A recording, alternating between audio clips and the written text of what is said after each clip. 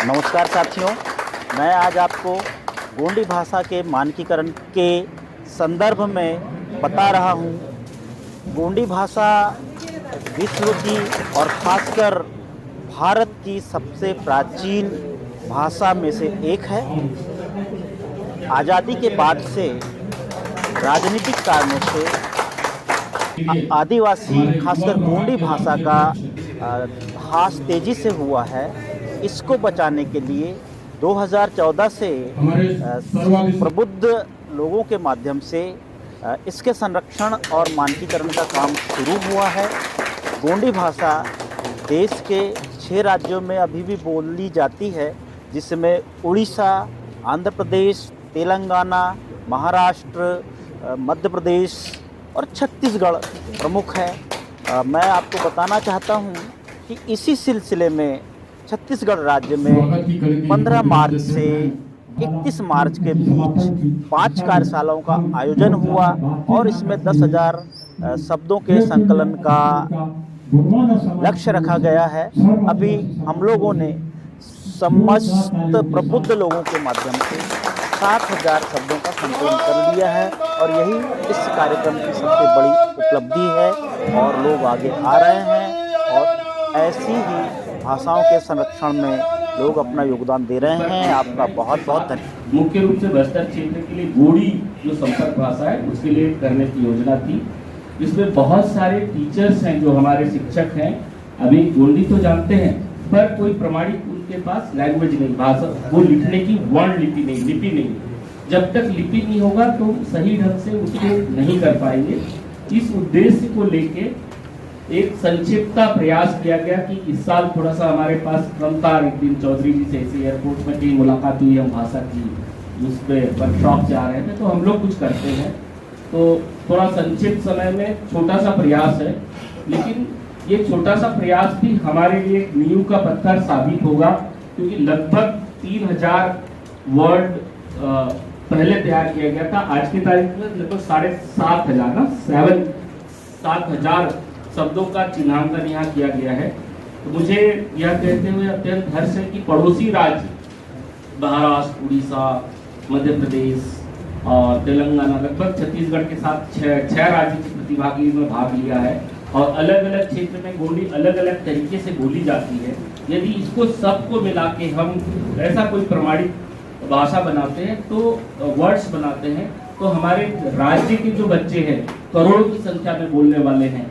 दूरस्थ अंचल में आप जहाँ जाते हैं, बस्तर के, मैं भी बस्तर के अंचल के रहने वाला हूँ, दूरस्थ अंचल में देखते हैं तो उनके गांव का गांव हर बच्चा, माता पिता सभी गोंडी बोली का उपयोग करते हैं, गोंडी भाषा का उपयोग करते हैं। तो उनके लिए एक बड़ा बहुत अच्छा काम होगा। आदरणीय शेर सिंह आचला जी का जो प्रयास है उसको मैं नमन करता हूँ कि उनकी एक बड़ी प्रेरणा है, जिन्होंने इस ओर विशेष रूप से शब्दों का ज्ञान के लिए उनके पूरी टीम को इकट्ठा करके इस उम्र में भी जो प्रयास किया है वो अत्यंत ही सराहनीय है और इसको जो आगे नई पीढ़ी है उसको ले जाने की आवश्यकता है। जो पीछे हो गया वो कोई दिक्कत नहीं, लेकिन आगे अपनी भाषा को, अपनी संस्कृति को यदि अक्षुण्ण रखना है, सशक्त बनाना है, अपने बच्चों को समाज के मुख्य धारा से जोड़ने में इस भाषा का बहुत बड़ा योगदान होगा, ऐसे मैं मानता हूँ।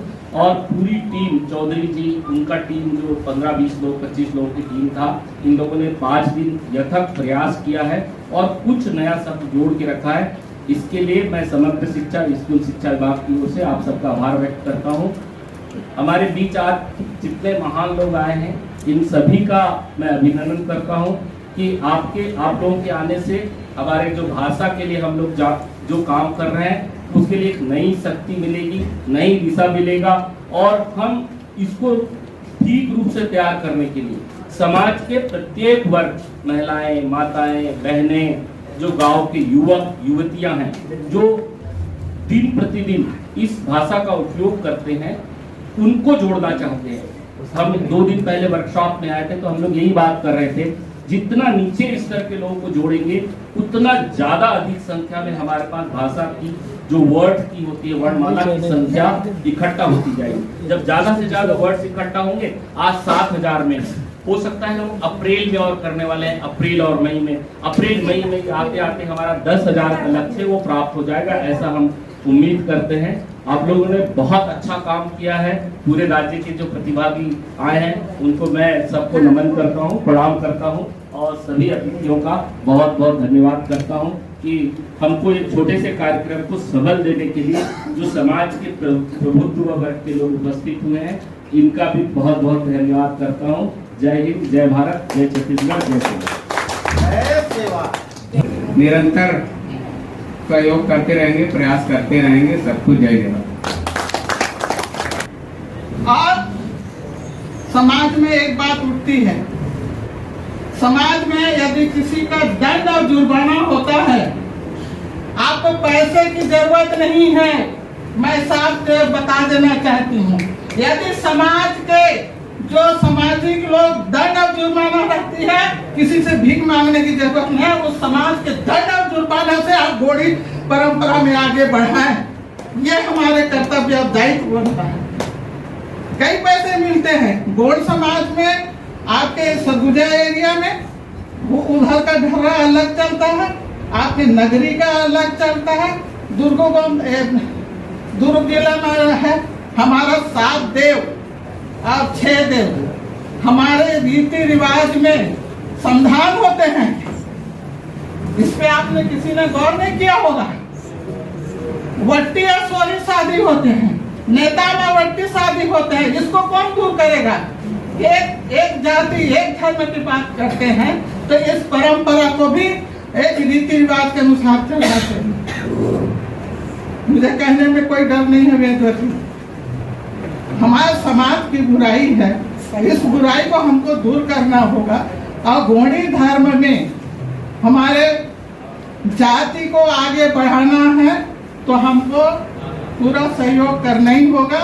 और यदि मैंने भूल चूक में कुछ कह भी दी तो मैं क्षमा चाहती हूँ। धन्यवाद। रुकता है, अलग अलग राज्यों में अलग अलग स्थिति देख लीजिए, वहाँ की भाषाओं के साथ उनका तालमेल दिखेगा, कई समानताएं दिखेगी। यहाँ छत्तीसगढ़ के साथ छत्तीसगढ़ी के साथ समानता है, दूसरी भाषाओं के साथ समानता है। इन समानताओं को ही देखकर हम आगे बढ़े तो और अच्छा होता है। सब में एकता की भावना और समानता की भावना। हम प्रयास किस लिए कर रहे हैं? इसलिए कर रहे हैं उनके बीच में एक समान शब्दावली मानक कला है।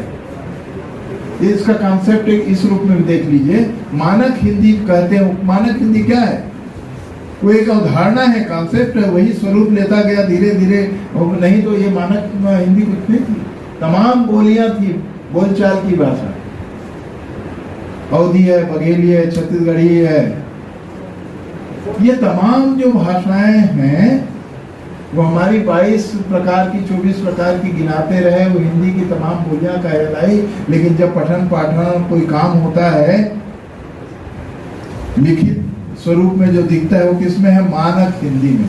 मानक हिंदी तो मेरठ के इर्द गिर्द बोलने वाली एक खड़ी बोली थी केवल, मान लिया इसलिए कि आखिर हमें आधार तो चाहिए। अनेक रूपता रहेगी तो हम बघेली वाला क्या बोलेगा, छत्तीसगढ़ी वाला, कन्नौजी और सबका अलग अलग स्वरूप होगा। यही हम चाहते हैं कि गोड़ी में एक मानक शब्दकोश आए जिसे सब पूरे देश के लोग उसको मानक रूप में सिर्फ क्षेत्रीय भेद होंगे, मान लिया। यही असमानताओं के बीच में समानता का स्वरूप और उसको हम एक आदर्श रूप मानक माने। ये सब आप समझ रहे हैं, लेकिन मैं इसलिए कह रहा हूँ कि ये बातें जब छुट होने लगती है कि हमारे क्षेत्र में जैसा बोलते हैं वहाँ, अरे बोलते हैं भाई यही छत्तीसगढ़ी, रायगढ़ के लोग जो बोलते हैं वो बस्तर के लोग वैसा नहीं बोलते और रायपुर के लोग नहीं बोलते। इतना भेद होता है कि वो तो कोस में पानी।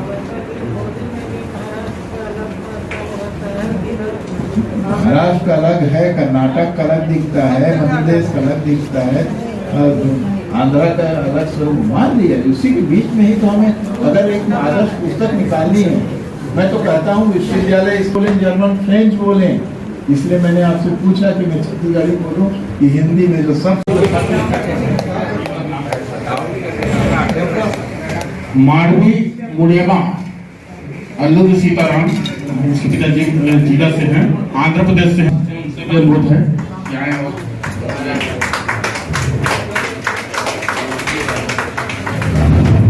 जी सर बस्तर आके आए हमारे वर्मा साहब से सम्मान प्राप्त प्रमाण पत्र में।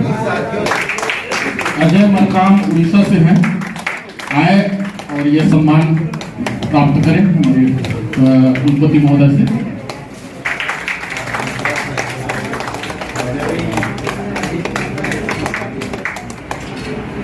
राव जी तुलावी जो महाराष्ट्र से हैं, आए कृपया हमारे वर्मा साहब से ये सम्मान। श्रीराम वारा प्रसाद सबका फोटो खींचो।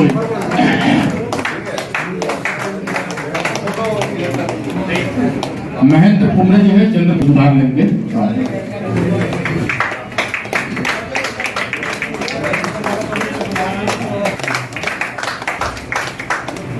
सीधा से आए हमारे मुख्य अधिकारी महोदय से सम्मान प्राप्त हैं,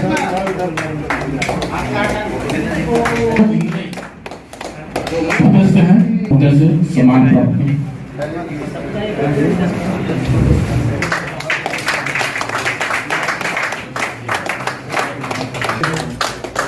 कुलपति महोदय से सम्मान प्राप्त करें। शंकर पुंजाम